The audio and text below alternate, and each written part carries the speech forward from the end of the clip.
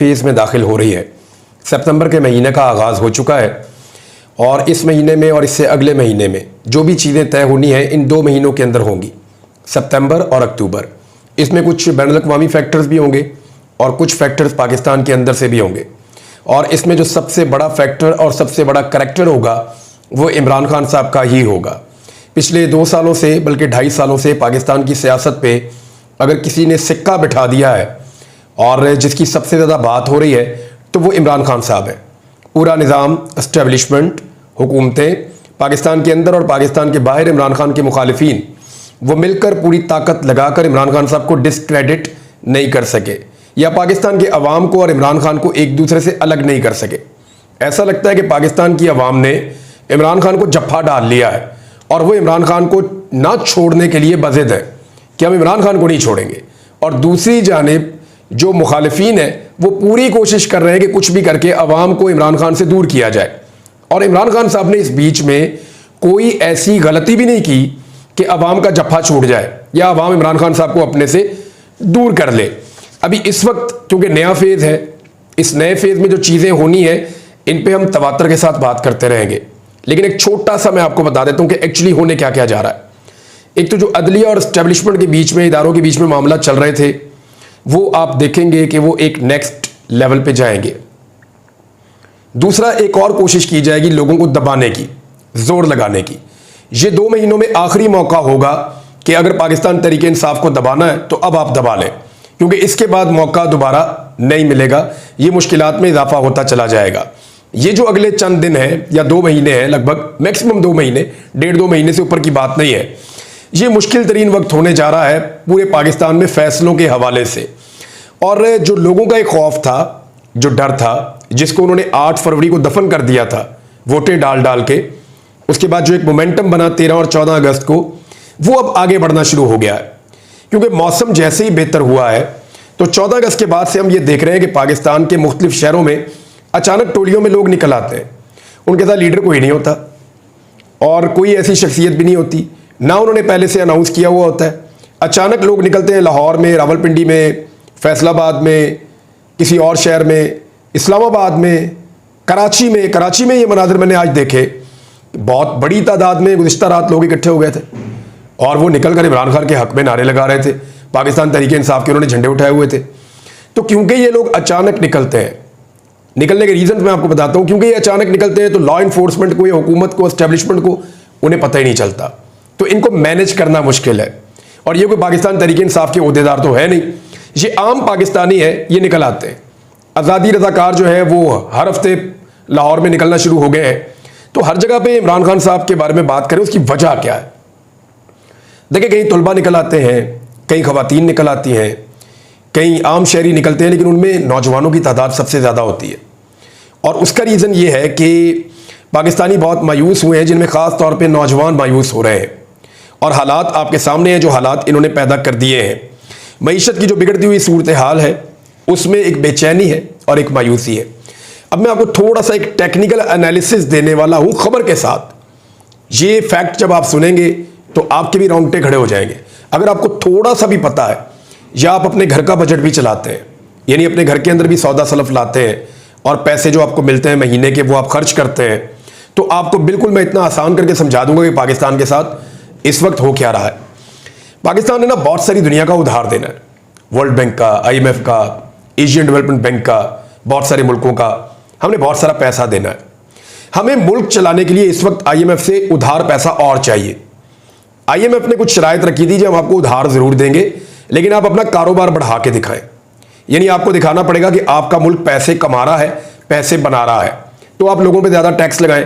तो हुकूमत ने IMF के कहने के ऊपर भरपूर टैक्सेस लगाए, पूरा जोर लगाया कि जनाब पाकिस्तान की इकॉनमी जो है उसके अंदर से हम इतना टैक्स निकाल लेंगे। तो IMF ने कहा जी ठीक है, अगर आप इतना निकाल लेंगे तो हम आपको चेक कर लेंगे और हम आपको पैसे भी दे देंगे और आपके साथ हमारा मुआहदा हो जाएगा। लेकिन वो मुआहदा मुकम्मल होना था तब जब IMF ने देखना था कि पाकिस्तान ने पैसे इकट्ठे किए हैं। अब बजट के बाद 2 महीने गुजर गए हैं। देखिए, जो एक साल होता है ना बजट के बाद, उसके अंदर 4 सेमाइयाँ होती हैं। पहली सेमाही, दूसरी सेमाही, तीसरी सेमाही और चौथी सेमाही। तो क्योंकि जून में बजट पेश होता है तो जुलाई और अगस्त और सितंबर ये एक सेमाही बनती है। तो इस छमाही के अंदर जो इनका टोटल तखमीना था, जितना इन्होंने टैक्स इकट्ठा करना था, वो IMF के कहने के ऊपर इन्होंने बनाया हुआ था। तो पहले 2 महीनों में इन्होंने जो पैसा इकट्ठा करना था वो कम से कम इनको लगभग 1600 अरब रुपए इनको इकट्ठे करने थे, लेकिन ये नहीं कर पाए, बल्कि ये 111 अरब इन्होंने कम इकट्ठे किए हैं। अब उसका रीजन क्या है? देखें, टैक्स इन्होंने ज्यादा लगाए तो पैसे ज्यादा आने चाहिए थे। हुआ ये कि इन्होंने इतने ज्यादा टैक्स लगाए, लोगों को इतना ज्यादा पीसा, और क्योंकि ये एक हुकूमत ऐसी है जिसके पास मैंडेट नहीं है पाकिस्तान में, तो जिस हुकूमत के पास मैंडेट नहीं होता वहां पे लोग फिर सरमायाकारी नहीं करते। लोगों ने चीजें खरीदना कम कर दी हैं, लोगों ने कारोबार करना कम कर दिया है, फाइलों की खरीदो फरोख्त कम हो गई, गाड़ियों की खरीदो, बाकी जितनी भी चीजें पाकिस्तान में चलती हैं, लोगों ने कारोबार जब कम किया, तो जब कम कारोबार होगा तो टैक्स भी कम मिलेगा। तो ओवरऑल पाकिस्तान में कारोबार ठप हो गया, उसकी वजह से जो टैक्स का हदफ था वो पूरा नहीं हुआ। ये 111 अरब पीछे रह गए। अब जब ये पीछे रह गए हैं तो इनके पास 1 महीना बाकी है। इस 1 महीने में इनको कम से कम 1200 अरब रुपए इकट्ठे करने पड़ेंगे। अब आप देखिए कि 2 महीनों में ये 1500-1600 अरब इकट्ठा नहीं कर पाए, तो 1 महीने में ये 1200 अरब कैसे इकट्ठे करेंगे? और अगर ये 1200 अरब इकट्ठे ना कर पाए, और मैं आपको एक और चीज बताऊं कि जो पहले 2 महीनों में इन्होंने टैक्स इकट्ठा किया ना, तो बेशुमार बड़ी कंपनियों से और जो बड़े बड़े ताजर हैं, बड़े बड़े पाकिस्तान में कारोबार करने वाले लोग हैं, उनसे इन्होंने कई 6-6, 8-8 महीने का टैक्स एडवांस ले लिया है। इसको जरा समझ लें आप कि कई जो बड़े कारोबारी लोग होते हैं ना, हुकूमत उन पर दबाव डालती है, जी हमारा जरा डेफिसिट जा रहा है, हम खसारे में जा रहे हैं, आप हमें अपना टैक्स एडवांस दे दें। यानी अगले 6 महीने आपने जो काम करना है, आप हमें एडवांस में उसका टैक्स दे दें, आप अपना काम करते रहें। तो बहुत सारी जगहों से इन्होंने एडवांस टैक्स ले लिया। एडवांस टैक्स लेने के बावजूद ये 111 अरब पीछे रह गए हैं। अब ये फंस गए हैं कि इन्हें 1200 अरब इकट्ठा करना है इस सितंबर के महीने में। क्या ये कर पाएंगे? मुझे तो नहीं लगता। और दूसरी प्रॉब्लम एक और जगह पे आ गई है। वो प्रॉब्लम ये है कि इनके बैंक अकाउंट में, यानी जो सरकारी खजाना है, उसके अंदर 2 अरब डॉलर अभी भी कम है। जो पैसा हमारे पास पड़ा हुआ है वो पैसा भी हमारा अपना नहीं है। इसमें हमने 5 अरब डॉलर लिया हुआ है सऊदी अरब से, जिसको हम रोल ओवर करना चाह रहे हैं कि हम अभी आपको वापस नहीं दे सकते, मेहरबानी करें हमें और वक्त दे दें। तो सऊदी अरब ने अभी तक रोल ओवर नहीं किया, तो 5 अरब डॉलर हमने सऊदी अरब से लिया हुआ है। इसी तरह 4 अरब डॉलर हमने चीन से लिया हुआ, रखा हुआ अपने अकाउंट में। अब चीन को भी हम कह रहे हैं रोल ओवर कर लें, उन्होंने भी अभी तक नहीं किया। 3 अरब डॉलर हमने लिया हुआ UAE से, दुबई से, उनको हम कह रहे हैं रोल ओवर कर दें। तो अब पता चला है कि 1 अरब डॉलर उन्होंने रोल ओवर किया है और बाकी 2 उन्होंने नहीं किए। तो 12 अरब डॉलर को हमने रोल ओवर करवाना था इन 3 मुल्कों से, लेकिन उनमें से सिर्फ अभी तक की इतला के मुताबिक 1 अरब डॉलर रोल ओवर हुआ है। एक तो आपको ये सारा करवाना पड़ेगा, रोल ओवर करवाना पड़ेगा सारा कर्जा जो आपने इन मुल्कों से लिया हुआ है। दूसरा, आपको 2 अरब डॉलर और खजाने में डालने पड़ेंगे, वो जो कमी है उसको आपको पूरा करना पड़ेगा। अब ये आपको एक और डेफिसिट हो गया, एक और आपका पैसा कम हो गया। उसकी वजह यह है कि आप टैक्स की कलेक्शन ही नहीं कर पाए, पूरे ही नहीं कर पाए। तो आप फंस कहां पे गए, इसको जरा आप समझें। 1.2 अरब डॉलर ये पाकिस्तान अब मांग रहा है सऊदी अरब से कि आप हमें दे दें, और बाकी जो 8 अरब डॉलर है या 800 मिलियन डॉलर है, उसको पाकिस्तान ये कह रहा है कि हम UAE के जो प्राइवेट बैंक है ना, उनसे हम महंगा कर्जा उठा लेंगे। तो वो कर्जा उठा के पैसे पूरे करेंगे, IMF से हम पैसे ले लेंगे और हमारा काम चल जाएगा। लेकिन अब ये एक और जगह फंस गए, क्योंकि इनका टैक्स का हदफ पूरा नहीं हो रहा, क्योंकि इनके कर्जे रोल ओवर नहीं हो रहे, वो मुल्क नहीं मान रहे, और क्योंकि अब इनको घर की चीजें बेचनी पड़ रही हैं। ये सोने की कानें बेच रहे हैं बलूचिस्तान में। सऊदी अरब ने कहा जी पैसे आप ले लें हमसे, लेकिन ये चीजें आप हमें दे दें। इन सारे इकदाम के बावजूद या इन कमियों के बावजूद अब सूरत हाल इस वक्त ये है कि 9 सितंबर के जो मीटिंग आ रही है IMF की, उसके एजेंडे में भी पाकिस्तान शामिल नहीं है। अगर सितंबर में IMF पाकिस्तान के साथ मुआहिदा मुकम्मल नहीं करता, तो सितंबर के मुकम्मल होने पर 3 माह की कारकर्दगी का जायजा वो लेगा, और जब वो जायजा लेगा तो पाकिस्तान तो पीछे रह गया। क्योंकि पाकिस्तान पीछे रह गया, तो फिर IMF आपके साथ मुआहिदा करने के लिए नई शराइत लेकर आएगा, और अगर नई शराइत आ गई तो याद रखिएगा एक मिनी बजट आएगा जो पाकिस्तानियों को बर्बाद करके रख देगा। इससे पहले भी इन्होंने बर्बादी में कोई कसर तो नहीं छोड़ी, लेकिन अब जो टैक्स आएगा उसमें किसानों का बहुत नुकसान होगा, उसमें इंडस्ट्री का बहुत नुकसान होगा, जो प्रोफेशनल्स हैं उनका बहुत नुकसान होगा, और जो आम बेचारे पाकिस्तानी हैं उनके ऊपर टैक्स का एक भरपूर बोझ पड़ जाएगा। ये चीजें अब ये करने के लिए जा रहे हैं, और कोई मुल्क इनको पैसे देने के लिए भी तैयार नहीं है, और जो पैसे जिन्होंने दिए हुए हैं वो अपने पैसे वापस भी मांग रहे हैं। तो ये सारा कुछ पाकिस्तान के साथ पिछले 2-2.5 साल में हुआ। उससे पहले हमारे हालात कभी भी इतने बुरे नहीं थे, और एक और चीज जो मैं आपके सामने रखना चाहता हूं कि जस्टिस तारिक महमूद जहांगीरी साहब के साथ ये सब कुछ क्यों हो रहा है। देखिए, मुबैना तौर पे उनकी जो डिग्री है उसके मामले के ऊपर जो किया गया और सिंडिकेट की मीटिंग के अंदर उनको फारिग कर दिया गया, और अब ये साबित कर रहे हैं, कल को ये नादरा से सर्टिफिकेट ले आएंगे कि जी तारिक महमूद जहांगीरी साहब तो पैदा ही नहीं हुए। कुछ भी कर सकते हैं ना, ताकत आपके पास है, यू कैन डू एनीथिंग। लेकिन सवाल ये पैदा होता है कि एक्चुअली इसी जज के ऊपर इतना जोर क्यों है। तो इसको आप समझें, जस्टिस तारिक महमूद जहांगीरी साहब वो जज हैं जिन्होंने इस्लामाबाद के 3 हलकों का केस सुना है, और इतनी डिटेल में और इतनी तफसील से सुना है कि अब कुछ और सुनने की गुंजाइश बाकी नहीं रही। वो अपनी आखिरी समाअत में ये कह चुके हैं कि अगर स्टे ना लिया होता, इस्लामाबाद हाई कोर्ट के चीफ जस्टिस ने जो दिया हुआ है, अगर स्टे ना लिया होता तो मैं इसका 1 हफ्ते में फैसला कर देता। और सबको नजर आ रहा था कि नून लीग की ये 3 सीटें पीटीआई के पास जा रही हैं।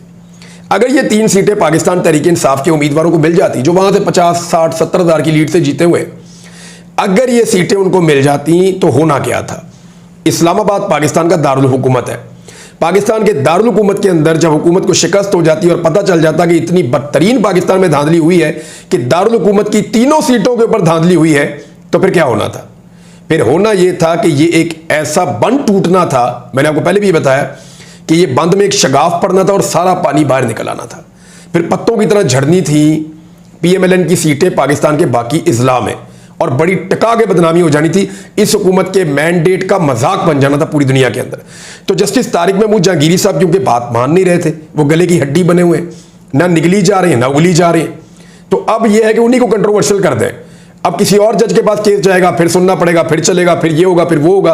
फिलहाल इस मामले को रोका हुआ था जस्टिस आमिर फारूक साहब ने, और अगर आमिर फारूक साहब इसको चलने देते तो अब तक इस्लामाबाद की 3 सीटें पीएमएलएन के हाथ से निकलकर पीटीआई के हाथ में जा चुकी होती, और वहां पे धांधली हुई है। पूरा पाकिस्तान का एक एक जर्नलिस्ट जो इस्लामाबाद में रहता है वो सारे यही कहते हैं। अब आ जाए एक और चीज पे कि नून लीग इतना प्रोपेगेंडा क्यों करती है। पीपल्स पार्टी भी कर रही है, पाकिस्तान के इदारों को मजबूर किया जा रहा है, मीडिया को मजबूर किया जा रहा है कि इमरान खान के खिलाफ पूरी कंपेन चलाओ कि ऑक्सफोर्ड यूनिवर्सिटी का चांसलर इमरान खान को नहीं बनना चाहिए।